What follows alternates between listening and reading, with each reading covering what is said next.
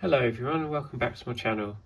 Very sorry that I wasn't able to upload on Friday or Saturday, but the reason is that I've actually had a migraine over the last 3 or 4 days, so I was unable to do anything. Literally I had to just stay in a dark room, because I don't know if you've ever had a migraine, but it affects your sight and you have like a pounding headache, and there's no way to just overcome it. You just have to literally wait it out and take painkillers, which I've done, and I'm fully back to normal now.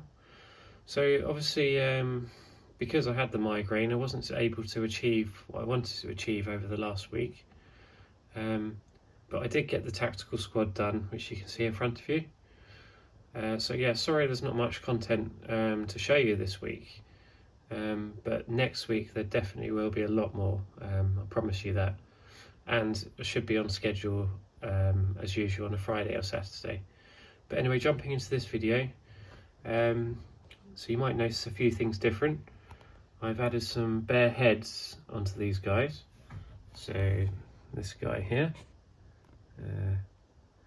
now that head is one of the helmets that come from Forge, not helmets, one of the heads that comes from Forge World, along with the helmets that you get in the pack. I like this head especially because it's very depictive of the World Eater's Legion with the butcher's nails in his head.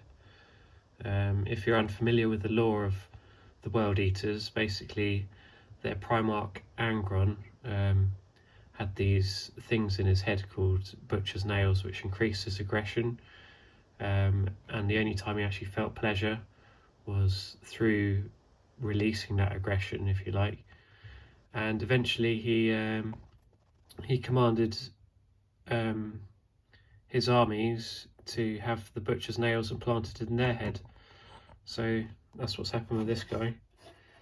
Unfortunately, there's only one head variant like that, so I can't really do it with the rest of the Legion. However, they did come with a few other heads in the Age of Darkness set. So I have this guy here with the mask and the mohawk,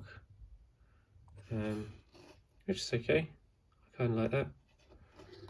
And the final bare head is my comms guy, who I really like his face, like how he turned out. But yeah, he's got a little scanner on his side as well. I haven't put the details on that yet, but for the most part, that's kind of cool. And the other unique guy is the banner guy, which I showed off last week. But he's, they're all complete now. Their bases are done. I put some skeleton torsos on the base, on a few of the bases actually. There's one here with the cracked skull. But yeah, basically they're all kind of the same. There's not much to really show on a tactical squad, but I really like how they came out. One thing I will do in the future is the barrels of the gun. I'd like to drill those so they look a bit more realistic, because at the moment they're just, it's just a blank end, which kind of takes the realism away from it. But yeah, I'll turn them all around so you can see their backs, because some of them have grenades and whatnot, which I've added on, and little pouches and things.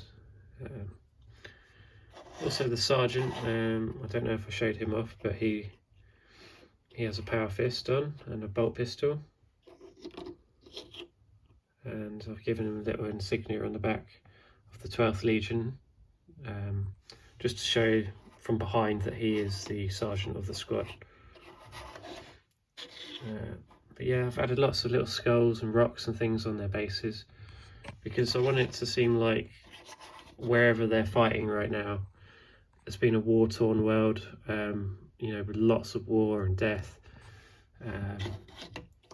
It's just been a raging war over millennia. Adding little details to your base like that really gives your characters, gives your army a story, and just, creates a bit more detail to the models. So yeah. yeah, there's not much really to add to that, but I like how they've turned out. Some of them are still a bit shiny from the gloss varnish, so I need to go over and touch up with a bit of matte varnish. And one other thing I'd like to add in the future is the highlights, especially to the blue shoulder pads. I'd like to add like a light highlight, but I'm going to do that nearer the end once I've completed all 40 marines, so I can do it in one go. It doesn't take long, it's just I'd rather do it all in one go. So that'd be nearer the end of completing this project. But yeah, so again, I am very sorry that I was unable to show off a lot more. But yeah, I've pretty much finished the despoiler squad as well. It's just a couple of bases, and I've primed the las cannon squad white, so they will be the focus of next week, and I hope to show them off completed. In fact, they will be completed. There are a few other things I'd like to show, so just bear with me 1 second.